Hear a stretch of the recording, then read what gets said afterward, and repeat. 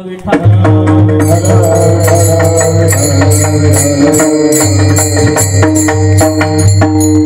समजते मग भाषा. मग ते हरणी येते तिकून, मग बोलतात. मग ते हरणी म्हणते, पतिदेव तुम्हाला पाहून तर पाणी प्यायचं होतं ना, पाहून तर पाणी प्यायचं होतं ना. वागुळ आहे पुढे, तुम्ही ताणले, तुम्ही बाजूने जायचं होतं. ते हरिण म्हणते मला दिसलंच नाही. मग तो तसाच तो भिल्ल त्या बेलाच्या झाडावरून उडी मारतो खाली, बेलाच्या झाडावरून उडी मारतो. तो विनोयनी करतो त्या हरणी की बाप माझ्या पतीला एकदा पाणी पिऊ द्या, मग मारा. मग भिल्ल म्हणते मारलं असतं, मग जर हा जर पळून गेला तर, पळून गेला तर विठ्ठल विठ्ठल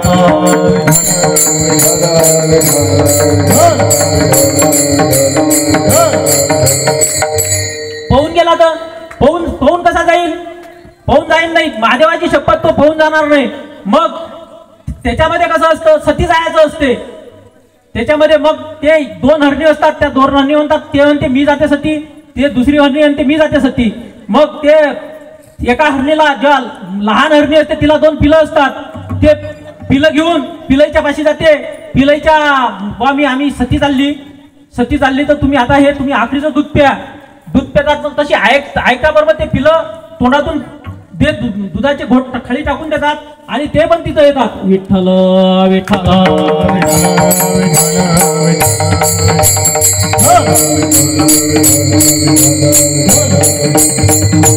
ते पण ते तिथं येतात.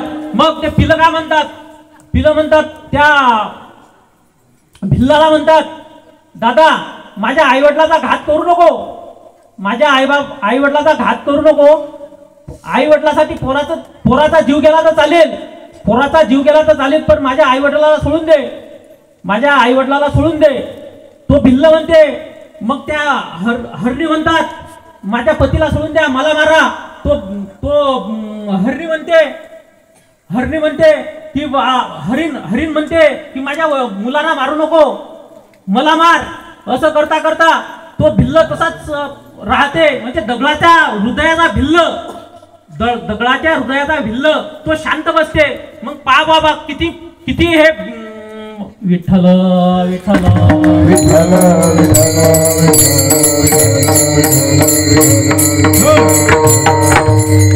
दगडाच्या हृदयाचा भिल्ल तो पण लढायला लागते. तो म्हणते मी तुम्हाला कोणालाच मारणार नाही, तो पण म्हणते मी कोणालाच मारणार नाही. मग तो म्हणते, ते हरिण म्हणते का बा मारत नाहीस, तुला हा पाचाचा बोजा तुझ्या डोक्यावर जात नाही म्हणून तू मारत नाहीस ना, तुला हा पाचाचा बोजा हा तुझ्या डोक्यावर जात नाही म्हणून मारत नाहीस ना.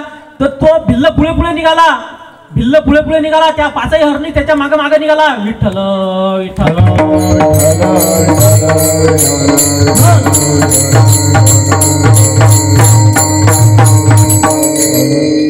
पाचही हरणी त्या मागे निघाल्या. त्या पाच हरणीचे 5 दिवे झाले, पुरुष झाले आणि त्यांच्यासाठी ते विमान आलं. तर त्या विमानात ते 5 जण बसले. मग तो भिल्ल म्हणते का हो आमच्यासाठी नाही का जागा, आमच्यासाठी जागा नाही का याच्यामध्ये. तो भिल्ल म्हणते आमच्यासाठी जागा नाही का. तो देव म्हणते नाही, तुझा आजपासूनचं जे पुण्य, आजपर्यंत जे तू पाप केलं ते फक्त तुझं नष्ट झालं. तुझी विमानात बसण्याची लायकी नाही आहे अजून. तुला जर विमानात जर बसायचं असेल, आजच्या या शिवरात्रीपासून ओम नमः शिवाचा जाप कर. पुढच्या 12 महिने समजा पुढच्या या महाशिवरात्रीपर्यंत ओम नमः शिवाचा जाप कर. असं विठ्ठल विठ्ठल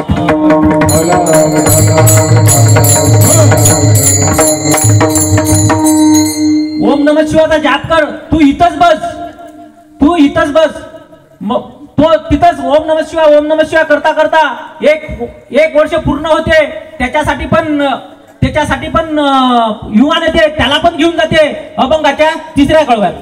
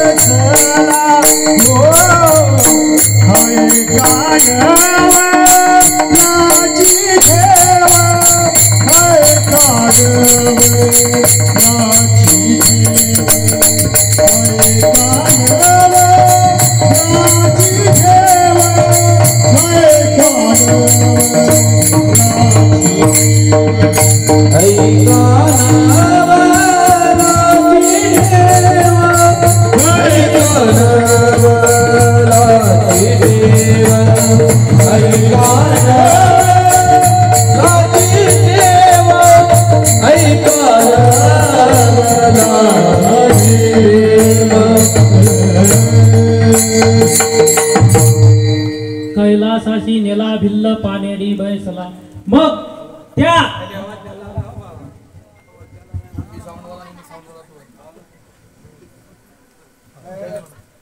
विठ्ठल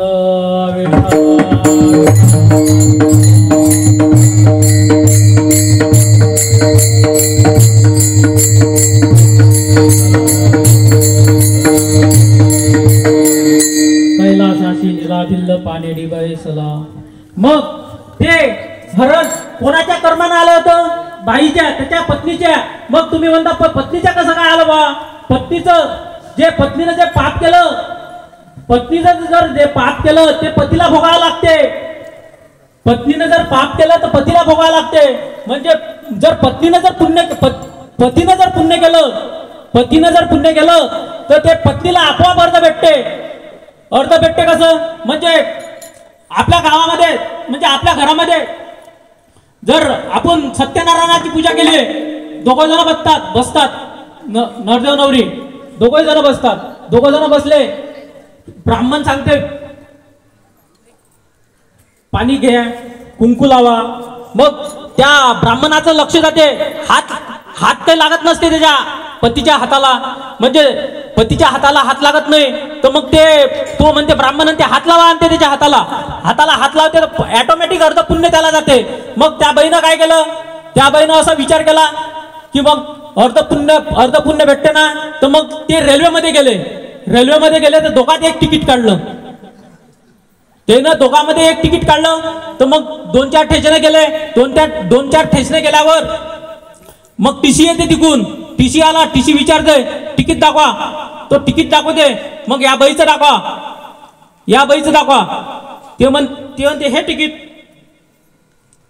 मग ते बाई येते, ज्या हातात तिकीट होते तिच्या पतीच्या, तो हाताला हात लावतो. मग तो आपला टीसी म्हणते हे काय नाटक आले? तो म्हणते दोघात हे काय नाही. विठ्ठल विठ्ठल विठ्ठल ते तो तिकिटाच्या हाताला हात लावते, तिकिटाच्या हाताला हात लावला की तो टीसी म्हणते हे काय आहे, तुम्हाला फाईन भरावा लागेल. ते त्याची पत्नी म्हणते तू आमच्या गावच्या ब्राह्मणापेक्षा हुशार आहे का, तू आमच्या गावच्या ब्राह्मणापेक्षा हुशार आहेस काय. की ब्राह्मण हाताला हात लावला की अर्ध पुण्य भेटते, हे अर्ध मग अर्ध तिकीट का नाही होत. विठ्ठल विठ्ठल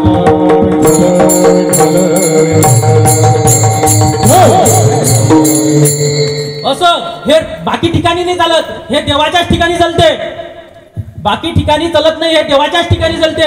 बाकी ठिकाणी जे समजा बाईनं जर समजा पाप केलं ते पतीला भोगास लागते. म्हणून तो सोमदत्त नावाचा राजा तो हरणी चालता आणि तो पाप भरण्यासाठी तो हरणीच्या कुळात गेलता. विठ्ठल विठ्ठल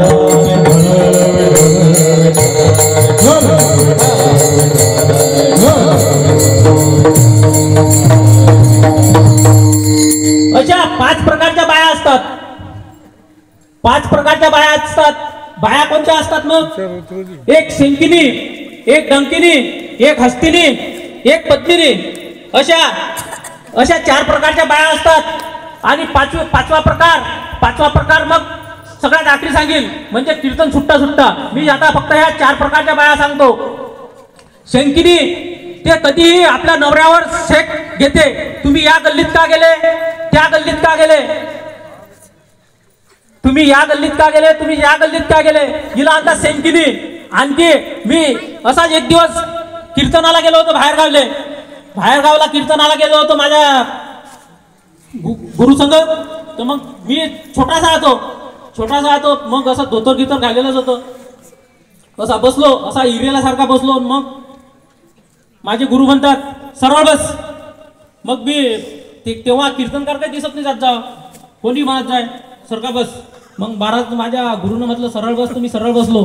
तर मग मी भीतीचा नेटा घेतला. तर भीतीला होते टिकली होती. तर आली ना मग धोतराला झिटकून आली. तर मग ते टिकली मला माहीतच नाही. कीर्तन झालं. संध्याकाळी गेलो, रात्री झाली. ते कपडे काढले लगे ठेवून दिले बाजूनं, कपडे काढले बाजूनं ठेवले. तर मग ते धुयाला मी सांगितलं माझ्या मुलीला की ते धुयाला टाकून दे. तर मग ते धुयाला टाकले. तर दिसली ना घरचे ते टिकली. मग घरचे म्हणतात कीर्तनाला गेलता ना तू, कीर्तनाला हे टिकली कुठून आली. मला माहीतच नाही हे काय झालं. तर मी म्हटलं लागली अशी पोट्ट्याची खेळता. ह्या आहेत शेंकिनी कधीही नवऱ्यावर शंका करणाऱ्या. आणि डंकिनी म्हणजे नवऱ्यानं जर सांगितलं आपल्या घरी आज पुरणपोळी कर, आपल्या घरी पुरणपोळी कर, तर त्या करतील बेसन भाकर. म्हणजे ह्या आहेत डंकिनी कधीही नवऱ्याचा न ऐकणाऱ्या, कधी डंक मारणारा, कधीही डंक मारतात, नवऱ्याचा कधीच ऐकत नाहीत. विठ्ठल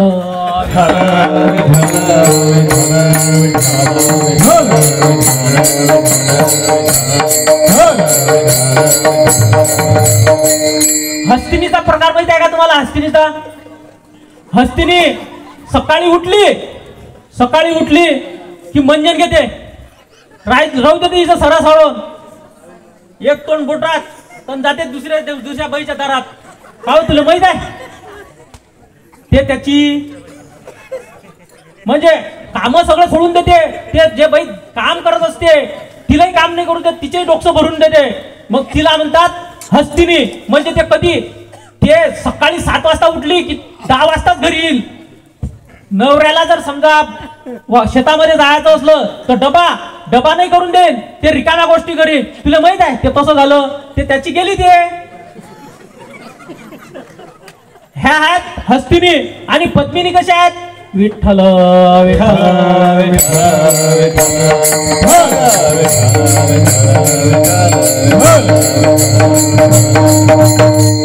आपल्या गावातल्या सर्व पद्मिनीच आहेत. आपल्या गावामधल्या सिंगणवाडी मधल्या सर्व पद्मिनीच आहेत. कधीही नवऱ्याचा जो आदर करणे, जे नवऱ्यानं जे म्हटलं ते करून देणे. म्हणजे कोण पुरणपोळी म्हटलं तर पुरणपोळीच देणे, बेसन म्हटलं बेसन भाकर म्हटलं तर बेसन भाकरच देणे. ह्या सर्व आपल्या गावातल्या पद्मिनी आहेत. हे बाकी शेंकिनी डंकिनी हे आमच्या इकडल्या आहेत, ते अकोला जिल्ह्यातल्या. विठ्ठल विठ्ठल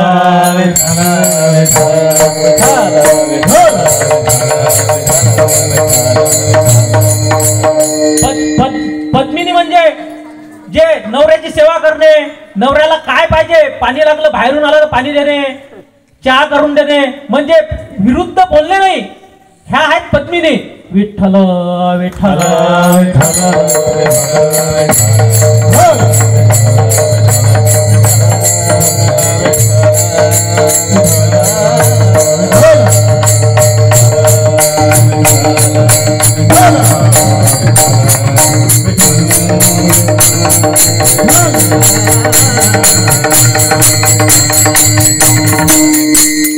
ह्या आहेत पद्मिनी. पद्मिनी कधी आपल्या नवऱ्याचा आदर करतील. कोणी जर समजा पाहुणे आले तर पाहुणेचा आदर करतील. डंकिनी, शंकिनी आणि हस्तिनी ह्या कधी आदर नाहीत करत. जर समजा त्या शंकिनीच्या घरी जर आले, का हो पाहुणे जर आले, तुम्ही कुठून आले, काय आले, ते बाहेरच चौकशा करते, आतमध्येही बोलावत नाही.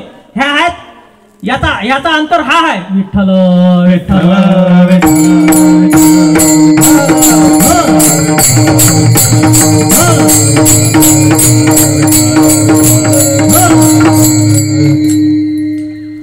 ह्या आहेत पद्मिनी.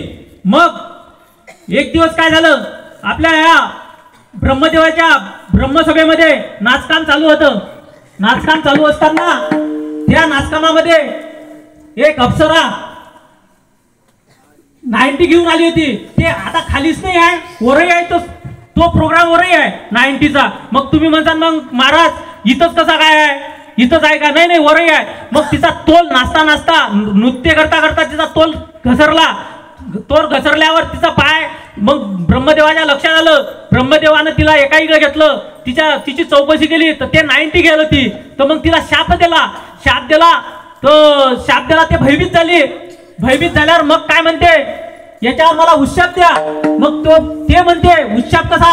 उशाप तुला भेटील जेव्हा तू कैकेयीच्या हातावरचा जो पिंड घेशील, तो कैकेयीच्या हातावरचा पिंड घेऊन माता अंजनीच्या हातावर टाकशील अभंगाच्या 4थ्या चरणात.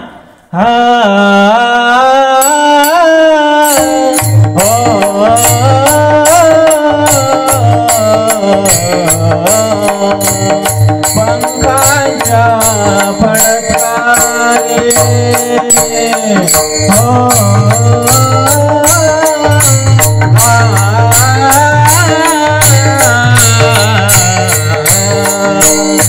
पंखाच्या फडकारे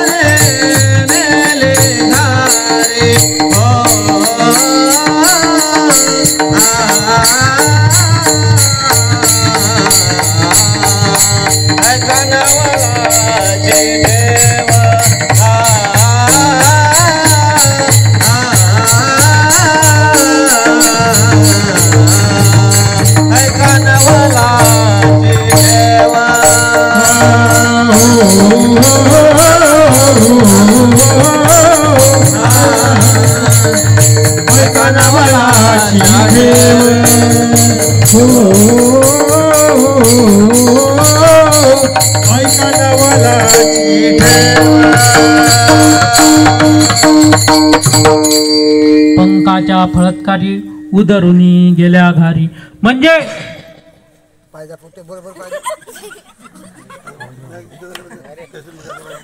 विठ्ठल विठ्ठल विठ्ठल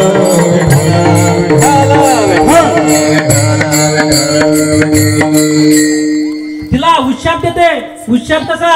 तू माता अंजनीच्या हातावरचा जो प्रसाद आहे, तो पिंड आहे, तू पिंड घेऊन तू अंजनीच्या हातावर टाक. अंजनीच्या हातावर टाकला, अंजनीनं तो सेविला. म्हणजे मग त्या घारीचा उद्धार झाला. पिंड पिंड अंजनीने सेविला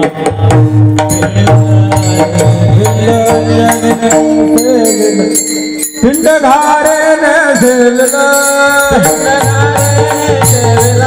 पिंड घारेने सेविला अंजनीने तो सेविला अंजनीने तो